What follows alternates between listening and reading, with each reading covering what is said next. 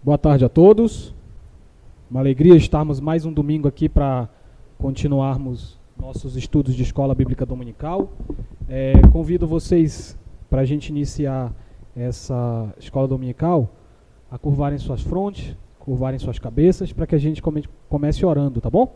Vamos orar então ao Senhor? Pai nosso que estás nos céus, nós te agradecemos, Senhor, por esse dia, o teu dia, dia do Senhor. Obrigado, Senhor, por esse momento onde estamos congregados, reunidos para aprender mais da tua palavra. Que tudo aqui, Pai, diga glórias ao Senhor. Que tudo aqui sirva para a nossa edificação nos teus caminhos. Ajuda-nos a crescer, perdoa os nossos pecados e seja conosco, Pai, por meio da tua palavra e do teu Espírito Santo. Em nome de Jesus, amém. Vamos lá então, irmãos, como vocês estão vendo aí no slide, hoje vamos tentar trilhar aí o caminho do capítulo 24 até o 50 do livro de Gênesis, ou seja, isso significa que hoje é o nosso último estudo já nesse livro de Gênesis, né? O quarto e último estudo no livro de Gênesis.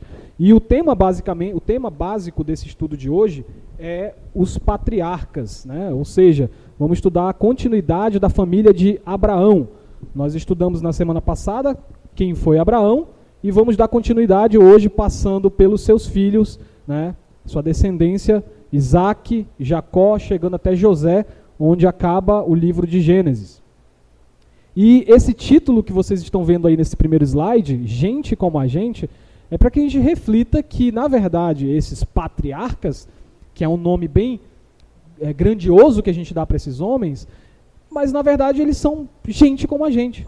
São pessoas que andaram na mesma fé dos cristãos. Então, para começar com essa reflexão, eu quero convidar vocês a abrirem aí nesse texto de Hebreus 11. Obrigado, Alexandre.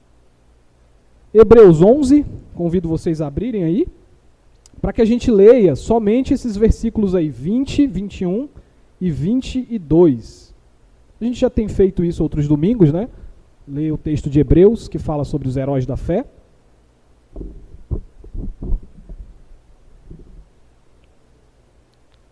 Vamos lá, Hebreus 11, versos 20, 21 e 22. Amém? Não? Amém? Então vamos lá, diz assim o texto: pela fé, igualmente Isaac abençoou a Jacó e a Esaú, acerca de coisas que ainda estavam para vir. Pela fé, Jacó, quando estava para morrer, abençoou cada um dos filhos de José e, apoiado sobre a extremidade do seu bordão, adorou. Pela fé, José, próximo do seu fim, fez menção do êxodo dos filhos de Israel, bem como deu ordens quanto aos seus próprios ossos. Amém, irmãos? Então veja, lemos esse relato aí em Hebreus, de que tudo que esses homens fizeram foi pela fé. E é isso, esse relato glorioso de que eles fizeram tudo isso, crendo em coisas que eles ainda não viam com os olhos, que faz com que eles sejam gigantes da fé. Eles creram em coisas que ainda não estavam manifestas. Só que, quando você vai ver a história desses homens, lá em Gênesis, com mais detalhes, eles começam a parecer mais humanos. Porque as histórias deles têm detalhes, têm erros, têm pecados, têm desvios, que faz com que eles pareçam mais com a gente. E eu quero mostrar para vocês que essas duas realidades não têm contradição. Eles eram sim pessoas normais como eu e você. Eles eram sim pecadores como eu e você. Mas ainda assim, eles eram heróis da fé. Eram pessoas que andaram, como o livro de Hebreus diz, pela fé. Amém? Então, eu trouxe uma frase aqui para vocês, de um escritor chamado Chesterton, que ele diz assim, olha essa frase aí, vamos ler juntos essa frase? A coisa mais extraordinária do mundo é um homem comum, uma mulher comum e seus filhos comuns. Ou seja, aquilo que a gente considera comum, a sua vida com a sua esposa e seus filhos, ela pode ser extraordinária, como foi o caso desses homens, e é o que a gente vai ver daqui em diante. Então a gente vai dividir esse estudo estudando cada um dos três patriarcas, Isaac, Jacó e José. E aí, começando por Isaac, curiosamente, apesar de ser o filho da promessa, aquele filho que a gente viu domingo passado com tanta esperança, né, de Abraão finalmente ter esse filho, curiosamente, no relato de Gênesis, ele é o que tem menos capítulos dedicados à história dele. A história de Isaac é muito breve, então eu trouxe aqui 3 destaques para a gente, 3 pontos principais da história de Isaac. Primeiro, Isaac, como filho da aliança, ainda com Abraão vivo, Abraão viu que esse filho da promessa ele precisava dar continuidade à descendência. Portanto, Abraão mesmo providencia um servo que fosse até a casa dos seus parentes para arrumar uma esposa para Isaac. E aí, após toda uma história se desenvolver, Isaac consegue uma esposa, e aí os irmãos podem olhar aí no relato, né, se vocês quiserem acompanhar o texto, podem olhar o capítulo 24 de Gênesis, vamos abrir aí, aí daqui para frente já fiquem com o livro de Gênesis aberto, que aí a gente vai passando rapidão por alguns versículos, só para acompanhando os pontos altos desse texto. Então no capítulo 24, você tem aí o verso 2 e o verso 4, interessante para a gente dar uma olhada nessa história. Olha só o verso 2, disse Abraão, seu servo mais antigo da sua casa, que governava tudo. Aí Abraão ele faz um juramento, e aí no verso 4 diz, mas irá a minha parentela, e daí tomarás para Isaac, meu filho, né, uma esposa. Então veja, Abraão tem preocupação em que a parentela dele não se case com nações estrangeiras, porque a promessa do Senhor era que a aliança ia ser feita dentro da família de Abraão. Então ele precisava de alguém da família, e a gente sabe depois pelos textos seguintes, que essa parentela dele era Rebeca. Rebeca vai ser chamada para ser a esposa de Isaac. Os irmãos podem acompanhar, vai para o verso 50, aí desse capítulo mesmo, 24, pode passar para o verso 50. E aí olha só, então responderam Labão, que era o irmão, né, da Rebeca, e o Betuel, responderam, isto procede do Senhor, né? Toda a jornada do servo, do Abraão, não temos nada a dizer fora da verdade. Aí vai para o verso 58, irmão. Olha o 58. Já? Chamaram, pois, Rebeca e lhe perguntaram, quer ir com esse homem, com Isaac? Ela respondeu, irei. Então Rebeca quis ir. E aí, depois, verso 62, diz assim, ora, Isaac vinha a caminho, então já voltaram com a Rebeca, lá nesse lugar aí, Baal-Roi, porque habitava na terra do Negueb. Aí, verso 63, saíra Isaac para meditar ao campo, ao cair da tarde, erguendo os olhos, viu, e eis que vinham os camelos. E aí eles se encontram, rola uma cena muito bonita, depois vocês olhem aí, olha o verso 67, que bonito.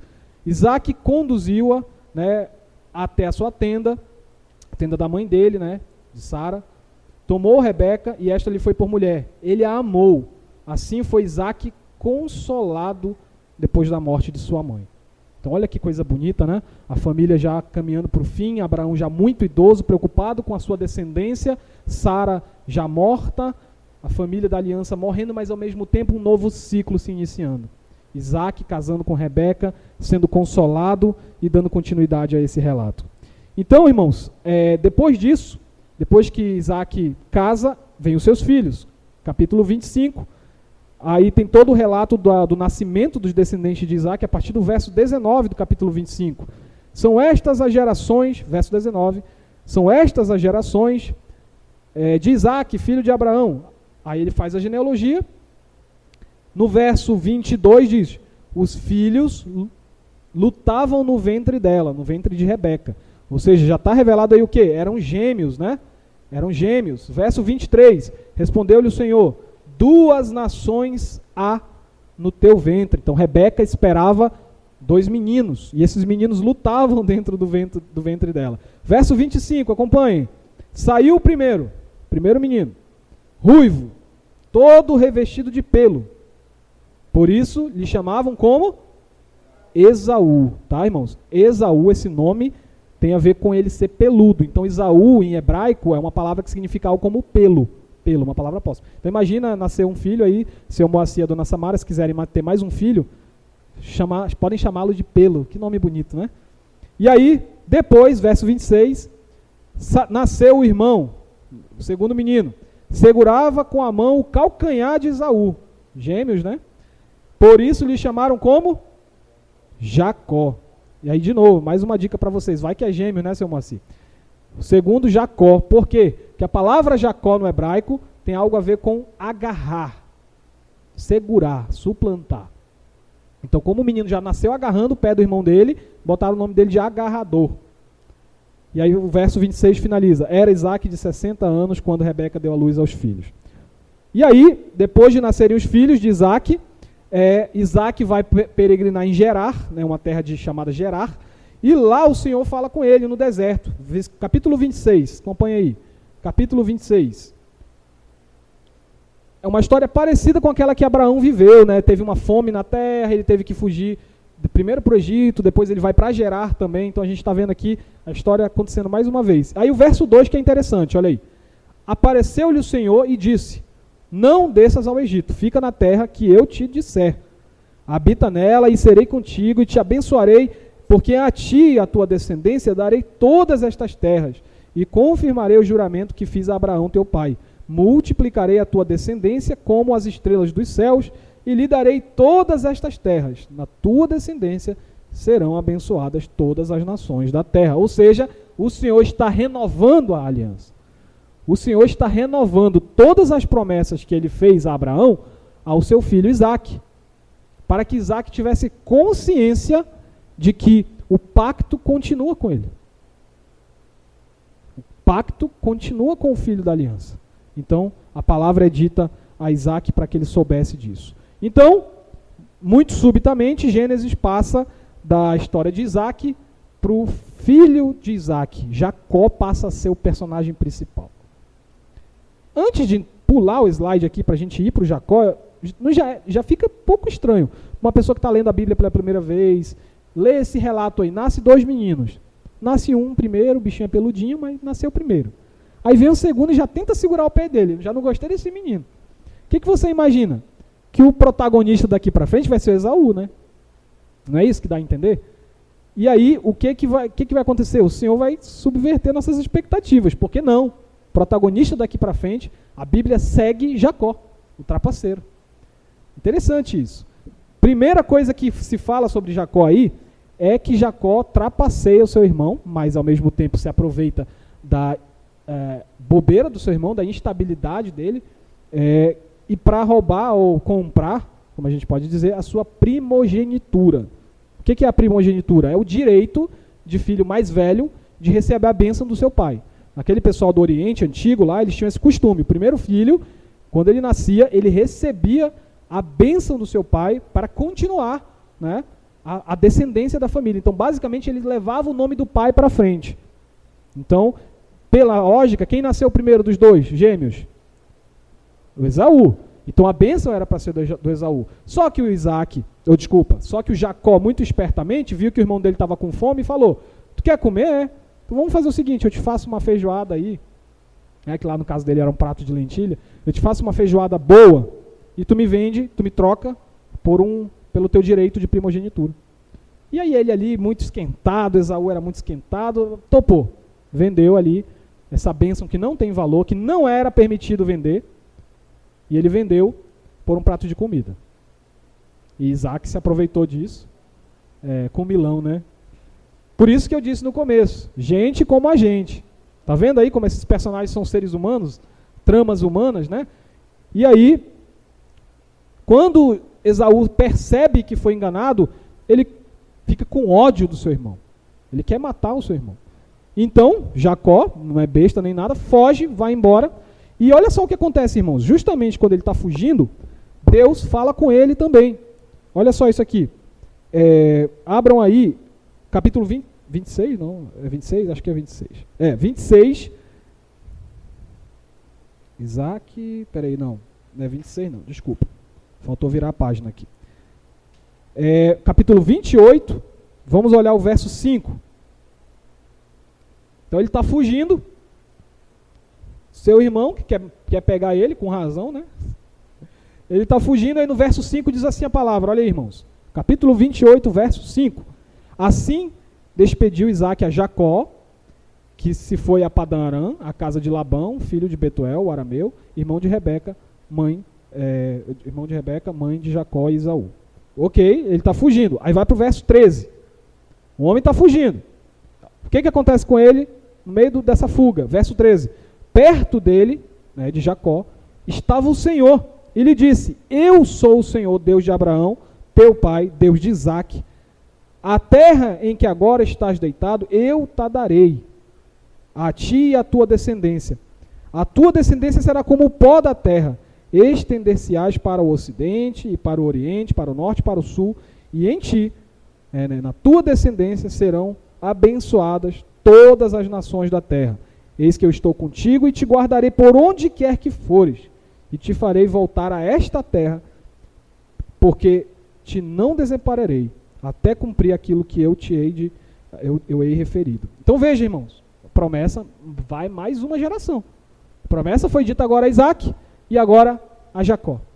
Esse que roubou o irmão, que enganou o irmão, ou que comprou uma bênção do irmão, como os irmãos aí queiram dizer. Esse que é conhecido até agora como um homem sagaz, trapaceiro, esperto. Esse aí agora tem a revelação do Deus de Abraão e de Isaque, dizendo, agora é contigo. Agora é com você que eu vou continuar o meu pacto. Então, irmãos, isso mostra pra gente que a ideia de que Deus só vai fazer aliança com pessoas perfeitas não é uma ideia da Bíblia. Sabe quem é que quer que você pense isso? Que é na sua perfeição que Deus se revela? Quem quer que você pense isso é Satanás. Porque quanto mais você se desgraçar para virar perfeito, mais você se frustra e mais perto você está de se desviar. É o inimigo que quer isso. O que a Bíblia tem mostrado é que o Senhor tem escolhido pecadores para revelar a verdade dele, se engrandecer nesses pecadores. Jacó, um homem como eu e você, cheio de falhas, é agora o portador do pacto, o portador da aliança. E aí, depois disso, os casamentos de Jacó, está no plural aí, estão vendo? 2 casamentos. 2 casamentos, é no plural. Vem aquela história que eu acho que os irmãos já conhecem. Jacó encontra Labão, né, seu parente. Ele tem 2 filhas, ele se apaixona por uma, a Raquel, e faz um trato. Eu trabalho 7 anos e tu me dá a Raquel para casar. Ok? Trato feito. Só que Raquel era mais nova. E o Labão espertão deixou para o dia da lua de mel para deixar esse recado. Olha, que pena, tive que te dar a Lia, a irmã dela, porque ela é a mais velha. Tu quer ficar com a Raquel? Quero. Então trabalha mais 7 anos. Então, ele trabalhou 7 anos para casar com uma mulher que ele não queria, e depois teve que trabalhar mais 7 anos para casar com a mulher que ele queria. Então, podemos dizer que Jacó está provando do próprio veneno. Ele encontrou alguém da raça dele, né? Um enganador sendo enganado. E beleza. E aí, depois disso, trabalhou 7 por uma mulher, mais 7 por outra. Começaram a nascer seus filhos. Aí aqui eu não vou narrar, nem vou ler os versículos para os irmãos, porque é um monte de texto falando sobre cada filho que foi nascendo, tinha um nome, tinha um significado. E detalhe, nessa luta, porque é uma luta, se vocês forem acompanhar o texto aí, né, nascimento dos filhos aí do capítulo 29 até o capítulo 30, nascem os filhos de Jacó no capítulo 30 e é uma guerra de filho. Porque a Lia, que era a esposa que ele não amava, digamos assim, é a que tinha mais filho. A Raquel, que é a esposa que ele amava, não tinha filho. E aí qual foi a ideia da Raquel? Pegar uma serva dela e falar assim, toma minha serva e faz filho nela. Olha que ideia. Que era a Bila, né? Bila, a serva de Raquel. Aí a Lia, que já tinha tido um monte de filho, não queria ficar para trás na história, falou, pega a minha serva também, que era a Zilpa. E aí tome filho. Então depois eu vou mostrar para vocês a imagem para a gente ver essa árvore genealógica. Então olha só, irmãos, que confusão. Que confusão. E é nessa família que Deus está colocando a raiz do seu povo. Veja, quando a gente canta aqui, Leão de Judá, a gente cantou ontem, né? Foi ontem? Não. Ontem não, a gente cantou esse não, disfarça. Mas quando a gente canta a música que fala Leão de Judá, a gente está falando do quê? Que o nosso Senhor Jesus Cristo, descendente de Davi, é herdeiro de uma tribo dessas dos filhos de Jacó, a tribo de Judá. O Senhor escolheu uma dessas tribos, dessa confusão toda, para colocar o filho dele. Vocês já pararam para pensar nisso? Como o Senhor está plantando o reino de Deus, o reino dele, um reino perfeito, está surgindo de uma bagunça familiar. Por isso que eu tenho dito, há 3 domingos já para vocês, pegando lá a parábola do Senhor Jesus Cristo, de Mateus 13. O reino de Deus é como um grão de mostarda. pequeno, ele é o menor de todos os grãos, mas quando ele vem a virar uma árvore, é uma enorme árvore que os pássaros inclusive usam para se abrigar. Isso é o reino de Deus. Ele começa com uma confusão de uma família cheia de problema e vai dar em Jesus Cristo nascendo na tribo de Judá. É isso, irmãos. E aí, depois de todas essas confusões aí, Jacó foge, porque o Labão continua enganando ele. É um negócio de mais 5 anos para isso, mais 6 anos para isso. No fim das contas, Jacó trabalhou 20 anos, irmãos, que era para ser 7. Ele trabalhou 20 anos para o Labão, chegou uma hora que ele não aguentou e fugiu. Foi embora, pegou as 2 esposas dele, as 2 servas das esposas dele, um monte de filho que ele gerou, botou todo mundo no Uber e foi embora. Saiu fora. Labão perseguiu ele, queria pegar ele, depois eles resolveram o problema. Acredito que alguns irmãos aí, algum de vocês já conhece essa história. Mas aí você pensa, Jacó está resolvido. Não, ainda tem um problema para resolver. Qual é o próximo tópico? Jacó e Esaú, o reencontro e o perdão. Esse aqui eu faço questão de ir no texto com vocês. Mas antes, eu quero mostrar para vocês o que Deus está fazendo na vida de Jacó. Vamos refletir. O Senhor pegou Jacó lá do profundo das enganações, dos jogos dele, fez ele amargar ali uma situação desagradável, ter que casar com uma mulher depois com a outra, ter um bocado de filho, fez ele ser perseguido pelo Labão, fez tudo isso, e aí quando ele achou que ia fugir de toda a confusão, ele lembrou que se voltasse para casa tinha um irmão esperando ele querendo matar, porque ele roubou a primogenitura do irmão. Então o Senhor está reconstruindo a história de Jacó. O Senhor está reabilitando a história de Jacó para que ele possa ser de fato o herdeiro de Abraão e de Isaac. O Senhor primeiro está ajustando, aparando as coisas erradas na vida dele. Então ele não podia ser ainda o servo de Deus Jacó sem primeiro se resolver com o seu irmão Esaú. Vamos dar uma olhada nesse texto, capítulo 32, abram aí. Gênesis 32. Cadê? Deixa eu achar aqui. 33, desculpa, irmãos. 33. Vamos ler o 33. Não, a gente não vai ler o relato todo, porque é muito longo, eu gostaria de ler, mas a gente tem um longo percurso ainda a trilhar. Gênesis 33. Aí a gente lê o verso 1 a 4. Vamos lá? 33, 1 a 4. Olha só isso. Levantando Jacó os olhos, viu que Esaú se aproximava. Irmão, vai imaginando comigo aqui. Esse homem estava com as pernas tremendo.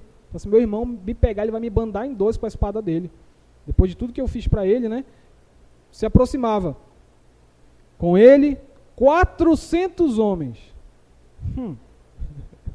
Já era, né, Jacó? Uma hora dessa, Jacó já tinha desistido. Então passou os filhos Lia e Raquel e as suas 2 servas. Passou os filhos, né?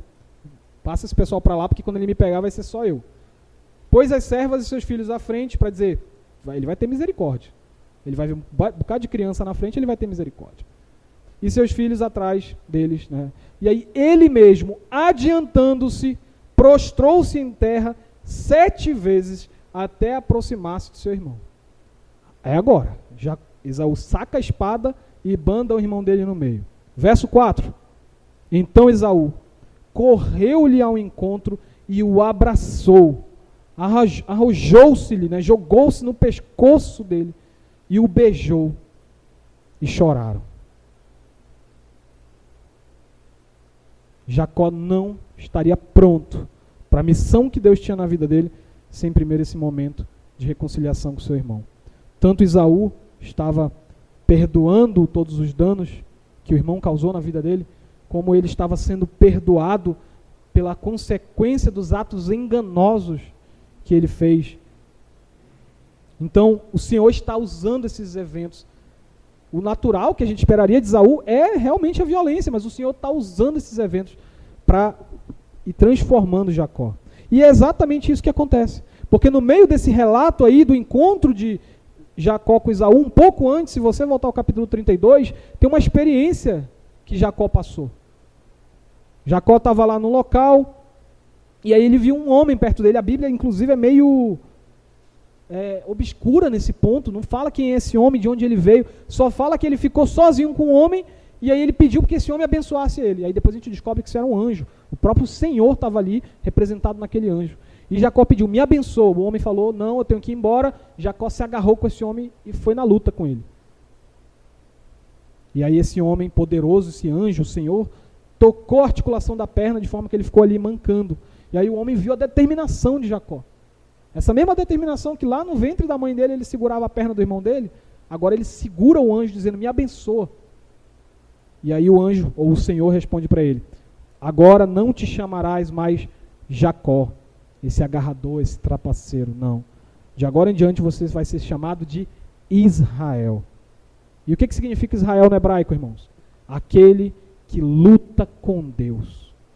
O significado da palavra Israel no hebraico é aquele que luta com Deus. Ou seja, Deus converteu essa personalidade de Jacó, essa personalidade sagaz, essa personalidade difícil do Jacó, o Senhor converteu para o bem. Porque agora ele era um sujeito ali duro, um sujeito chato, mas que usava isso para o bem. Ele queria a bênção e ele não ia soltar aquele anjo enquanto não fosse abençoado. Então, irmãos, a gente está vendo o Senhor refazer Jacó do zero. E aí depois desse episódio ele se encontra com Esaú e então eles dois se reconciliam. Mais uma coisa interessante é que lá para o capítulo 34, quando o texto narra a morte de Isaac, diz que quem sepultou Isaac foi Jacó e Esaú juntos. Os dois estavam lá participando do funeral do seu pai. E aí depois disso, no capítulo 36, nasce o último filho que faltava nascer de Jacó, que é o Benjamim. E aí eu trago aqui uma imagem para vocês dessa família aí bagunçada, né? Que é a família da aliança. Olha só isso aí, tudo começa lá com Sara e Abraão. Eles têm Isaac, o filho da promessa, com Rebeca, nascem Esaú e Jacó. Esaú e Jacó, aí a genealogia segue no Jacó, que é transformado em Israel. E aí, olha só, Jacó tem um casamento com Lia, e de Lia nascem Rúben, Levi, Issacar, Diná, a única mulher, Simeão, Judá e Zebulon. Do seu casamento com Raquel, nascem só dois, José e Benjamim, mas são dois muito amados. A Bíblia narra que os filhos favoritos de Jacó eram José e Benjamim, tá? Porque nasceram da mulher que ele muito amava, que era Raquel. E as servas? Bila teve Dan e Naftali, Zilpa, Gade e Aser. Tá? Então essa é a família que vai gerar depois as 12 tribos de Israel, sendo que estão faltando ainda 2 tribos aí, que vai vir depois com a história de José, que é justamente para onde a gente vai agora. A história de José. Muito rapidamente, porque essa história aí, né, desde criança, né, todo mundo assiste desenhozinho animado, todo mundo conhece a história de José no Egito. Então o que acontece com José? Muito resumidamente, ele é vendido pelos seus irmãos por alguns mercadores que levam ele para o Egito. Lá ele vai trabalhar na casa de Potifar, que é um alto funcionário do Egito. A mulher desse Potifar dá em cima dele, ele foge e é acusado de assédio. Acreditam na palavra da mulher, ele vai preso. Na prisão, ele interpreta os sonhos de 2 presos que estavam lá, que eram 2 funcionários de Faraó. Os funcionários são soltos, não se lembram dele, passa-se algum tempo. E aí um dia Faraó tem alguns sonhos esquisitos, chama todos os sábios, os magos dele, e ninguém consegue interpretar os sonhos do Faraó. O que Faraó fica sabendo por um funcionário que tem um outro preso, que tem um preso lá, funcionário dele preso, que sabe interpretar sonhos. O Faraó chama esse menino, e aí chama o tal do José. E aí o José interpreta os sonhos de Faraó. Faraó fica assustado com a sabedoria de José, porque não só interpretou o sonho, como já disse como resolver a crise. Vocês lembram dos sonhos? 7 vacas magras, 7 vacas gordas. Aí Faraó, o que eu faço com isso? José explicou, deu todo o plano econômico para ele, né? Pega toda a produção dos 7 anos de fartura, armazena e quando vier os 7 anos de fome, a gente vai ter comida guardada e quando os outros povos vierem atrás de comida, a gente vende para eles e ganha dinheiro em cima disso. Então José não só interpretou os sonhos, como deu a solução do plano econômico para superar a crise da fome. Depois os irmãos dele vão para o Egito atrás de comida, e aí ele fica fazendo um monte de joguinhos lá com o irmão dele, né? Eu acho que vocês são espiões. Vocês têm um irmão mais novo? Tenho, chamado Benjamim. Vai lá buscar que eu quero ver. Era mentira, era José que queria ver o Benjamim, porque ele gostava muito do Benjamim. Aí busca o Benjamim. Ainda acho que vocês estão tramando para cima de mim. Vocês têm um pai? Temos um pai. Então traz o pai que eu quero ver. Então, depois de muitos jogos, ele não aguenta, se revela para os seus irmãos. Provavelmente ali José estava com a cabeça pelada, cheio de maquiagem egípcia, não reconheciam ele de jeito nenhum. Aí ele se revela dizendo que é ele. Olha, não se preocupe, eu não vou fazer nada com vocês me venderam, mas o Senhor transformou o mal em bem. Então ele transforma aquela mágoa de ser vendido pelos próprios irmãos, dado como morto pelos próprios irmãos, ele transforma essa mágoa em perdão.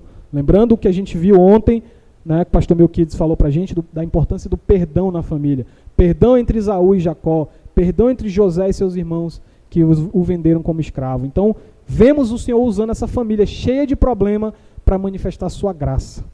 A sua graça está sendo manifesta aí nos planos do Senhor. E aí, por fim, né, todos vão morar no Egito, porque é o único lugar onde tem comida. Lá, Jacó, já muito velhinho, abençoa todos os seus filhos, dá uma bênção para cada filho. Texto muito bonito. E no final ele pede para abençoar os filhos de José também. Como se fossem deles. Ele fala, vou tomar os teus filhos para mim, vai ser meu. E aí Jacó pega os dois meninos, que é o Manassés e o Efraim, e em vez de abençoar o mais velho, ele abençoa o mais novo. Aí o pessoal pensa, ele já está velhinho, ele não está vendo. Fala, não, eu estou vendo. Eu estou vendo. E é justamente porque eu estou vendo é que a bênção vai ser do mais novo. E aí volta para o texto de Hebreus que a gente leu no começo. Aqui em Gênesis você não percebe. Mas o texto de Hebreus disse, irmãos, pela fé. Foi pela fé que Jacó, sem saber como, estava predizendo coisas futuras ao abençoar os filhos de José. Assim como foi pela fé também que Isaac, você diz, mas ele não foi enganado? Foi enganado, mas a Bíblia está dizendo que foi pela fé. Foi pela fé que Jacó foi levantado para ser o herdeiro das promessas. Então a gente vê Gênesis e parece uma bagunça, mas quando você vai para o Novo Testamento interpreta essa bagunça para você e mostra, foi pela fé, foi sem estar vendo algo, Deus estava guiando, pastoreando eles.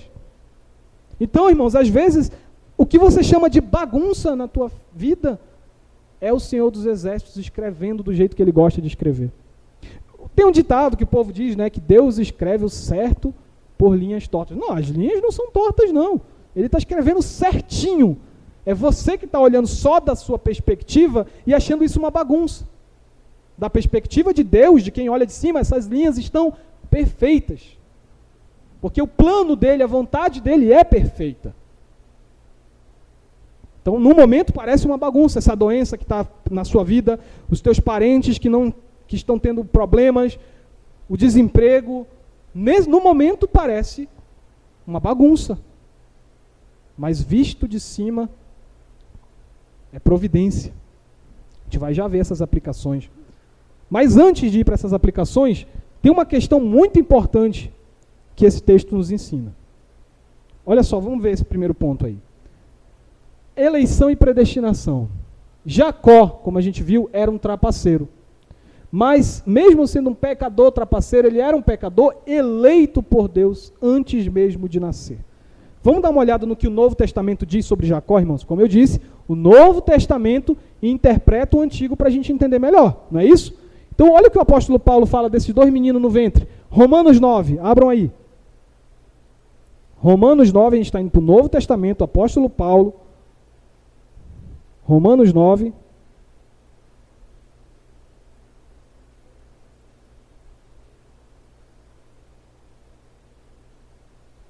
Romanos 9, verso 10 a 13. Olha o que diz a palavra do Senhor. E não ela somente. Aí olha só. O que Paulo vai dizer. Mas também Rebeca, ao conceber de um só, Isaac, né, o nosso pai, e ainda não eram, preste atenção no verso 11, irmãos.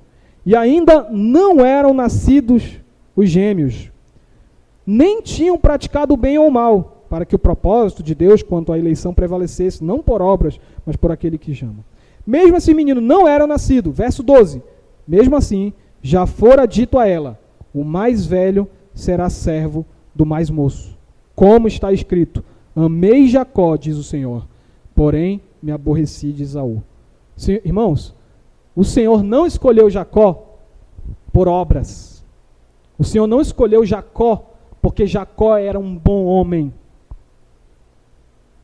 Até porque a gente viu que ele não era tão bom assim. Mas também o Senhor não rejeitou Esaú, porque ele era muito ruim. Porque como a gente viu, ele foi vítima em alguns casos. Mas o que Paulo está dizendo para a gente é que o Senhor escolheu Jacó no ventre da sua mãe, antes de nascer, O Senhor já determinou, esse vai ser o homem com quem eu vou me relacionar. Esse vai ser o homem para quem eu vou me revelar no deserto. Eu sei que às vezes é difícil para a gente entender isso. Que a gente quer fazer por merecer. A gente quer fazer algo que obrigue Deus a ser bom com a gente. Aí a gente vai para a Bíblia e é frustrado. Porque Jacó não fez nada para merecer isso tudo. E ainda assim, o Senhor escolheu ele. Escolheu antes de nascer. Segundo ponto aí, irmãos, dessa lição sobre eleição. Todos os crentes são eleitos e predestinados em Cristo Jesus. Ou seja, o que a gente viu acontecendo com Jacó é uma realidade na vida de todos vocês que creem verdadeiramente em Cristo. Vamos ver isso? Continua em Romanos aí, só que volta um capítulo para o 28. Romanos 8, 28 a 30. Romanos 8, 28 a 30. Amém? Olha o que diz o texto. Sabemos que todas as coisas cooperam para o bem daqueles que amam a Deus. Daqueles, olha isso, daqueles que são chamados segundo o seu propósito. Porquanto, presta atenção, irmãos, aos que de antemão, antes de nascer, de antemão conheceu, também Deus os predestinou para serem conformes à imagem do seu Filho, a fim de que ele seja o primogênito entre muitos irmãos. E aos que ele predestinou, a esses também chamou. E aos que ele chamou, a esses também justificou. E aos que justificou, a esses também glorificou. Está aí a palavra de Deus dizendo isso para a gente, irmãos. O Senhor Deus trabalha elegendo, predestinando pessoas antes da fundação do universo. Então não leia Gênesis procurando alguma coisa no caráter dos personagens que vai te dizer, foi por isso que Deus escolheu esse homem. Porque Davi, que é chamado do homem segundo o coração de Deus, foi um homem que adulterou e mandou matar o esposo da mulher com quem ele adulterou. Você não vai encontrar esse homem perfeito na Bíblia, a não ser esse que Paulo diz, que quer que seja o primogênito, o primeiro irmão em que os outros devem imitar. Esse foi o único perfeito. Quem é ele? Jesus Cristo. Ele foi o único perfeito. Portanto, ele é o único para quem você pode olhar e dizer, eu quero imitar o caráter dele. Nesse eu vou me basear, nesse eu vou imitar. O próprio Paulo fala, olha, sede meus imitadores, porque eu sou imitador de Cristo. Então, se você for procurar mérito nas atitudes de Jacó, de Esaú, de José, de Isaac, de Abraão, você não vai encontrar perfeição.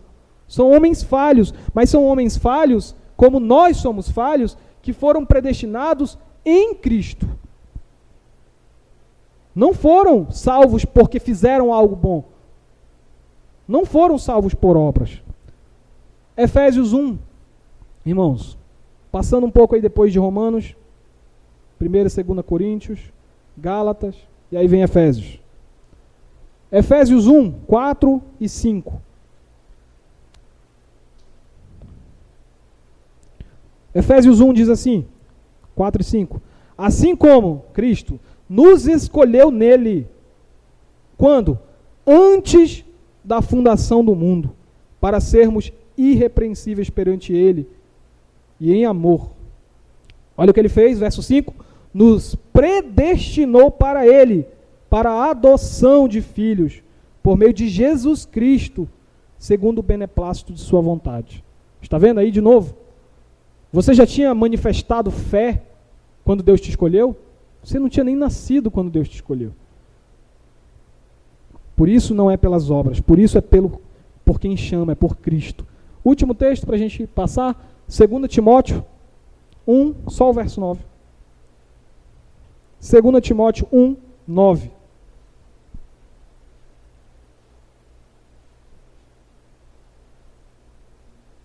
Diz assim, que Deus, nos salvou e nos chamou com santa vocação.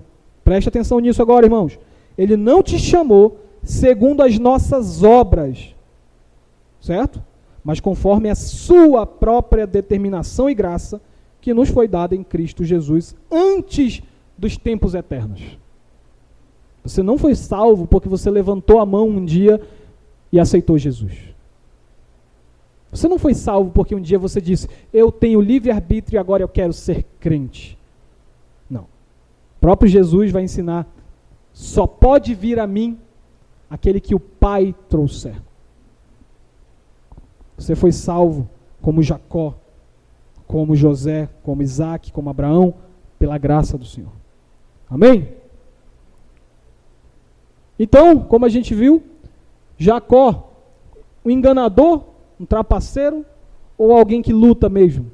A mudança de nome, olha que essa frase aí do teólogo John Piper, diz assim, a mudança de nome de Jacó para Israel é uma promessa de Deus para todos os seus filhos. Uma promessa de que ele nos transformará, não importa quão defeituosos ou trapaceiros possamos ser, em pessoas de fé, e nos fará caminhar em uma aliança de obediência com ele. Ou seja, a obra de Deus na vida de Jacó é um exemplo para mim. Não importa quão trapaceiro eu fui no passado, não importa quão errada foi a minha vida, o Senhor pode me transformar em alguém que anda com Deus. O Senhor pode me transformar em alguém que anda com Ele de fato. A promessa, a transformação de vida de Jacó é para nós também. Amém?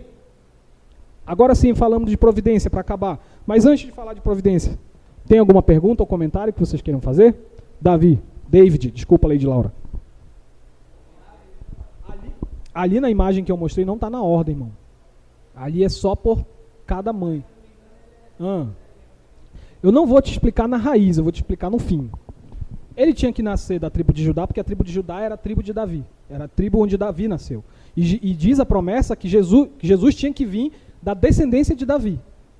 Agora a pergunta é, por que Davi, então, tinha que nascer na tribo de Judá? E aí a gente não tem um texto que explique associando a tribo de Judá. O que eu posso te dizer é que Judá, depois do livro de Reis ali, ela se torna o exemplo do que é Israel. Porque quando os reinos são partidos em dois, reino do norte e do sul, o reino de Israel ele se perde, se mistura com outras religiões, fica uma bagunça. E o reino de Judá é o que ainda mantém a adoração por um tempo. Então a impressão que o Antigo Testamento dá é que o reino de Judá é o que continuou a raiz de Jacó, de Israel. Tanto é que depois disso eles não são mais chamados de hebreus, são chamados de judeus. São chamados de judeus por causa da tribo de Judá, que foi a que permaneceu firme lá. Então a tribo de Davi foi permanecendo porque a promessa de Deus era essa, olha, de Davi, do tronco de Jessé, né, que é a família de Davi, vai surgir um rei. Sim, inclusive diz que lá na bênção de Judá, se eu não me engano, é a que menciona que reis sairiam da genealogia dele. Fora a maldição lá, né, dos siquemitas que estupraram Adiná. Sim. E aí, mas assim, a gente vê também outras bênçãos muito importantes, como a dos filhos de José, Efraim e Manassés, também são bênçãos muito importantes ali. Então não dá para criar uma hierarquia de qual foi o filho mais importante, mas sem dúvida Judá ganha um destaque por causa de Davi e por causa do Senhor Jesus, né? Sem dúvida. Agora Judá é um personagem que, se você for olhar no Antigo Testamento, a gente sabe muito pouco dele. O personagem Judá. Agora a tribo de Judá, que vira os judeus depois, é realmente muito importante. Muito importante. Sim. O cetro é a representação do reinado, né? Então o cetro estava com a família de Judá. Então agora por que a gente não sabe, porque Judá é uma personagem que muito pouco aparece ali. Mas lembra o que a gente leu em Hebreus. Pela fé é que Jacó deu essas bênçãos. Não foi bênção que ele tirou da cabeça. O Senhor usou Jacó já prevendo eventos futuros. Isso aí é interessante, sim. E quando você chega lá em Juízes, quando eles estão limpando a terra de Israel, a tribo de Benjamim não cumpre o mandato. Eles não expulsam os cananeus da terra. Então Benjamim era filho da Raquel, o mais amado, e a família dele não cumpre o mandato lá depois em Juízes. Então é uma família realmente que é difícil de entender tudo o que acontece. Não é igual a nossa. E aí, último tópico para a gente finalizar, providência. Olha só isso daí. Olha só como essa noção de que Deus é soberano está em todos os momentos nessa história. José sabia que quem controla a história e os eventos das nossas vidas é quem controla? O Senhor. Como é que eu posso provar isso para você? Olha esse texto.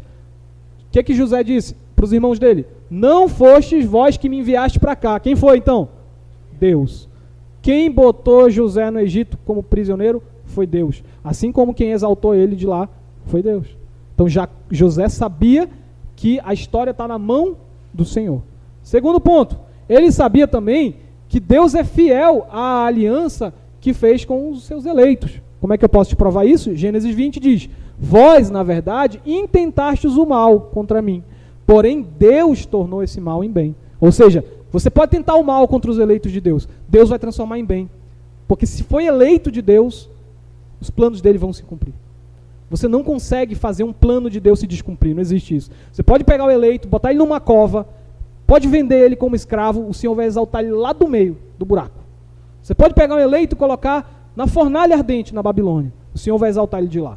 Você pode pegar um eleito e colocar ele na cova dos leões, o Senhor vai exaltar ele de lá. Você pode pegar um eleito e crucificar na cruz, o Senhor, e ele pode morrer na cruz, o Senhor exalta ele do Hades, do mundo dos mortos.